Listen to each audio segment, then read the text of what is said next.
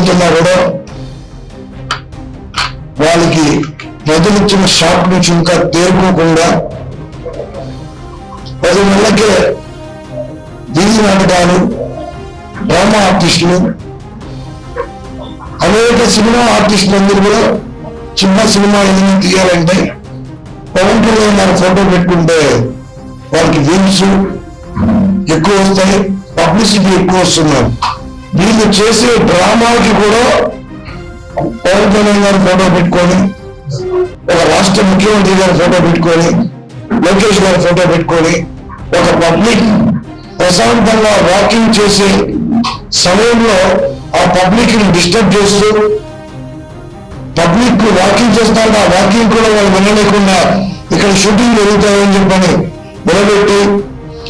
వేషాధారణ వేస్తూ తిరుగుతున్నటువంటి అభినవ్ రెడ్డికి ఒకటే చెప్తున్నా,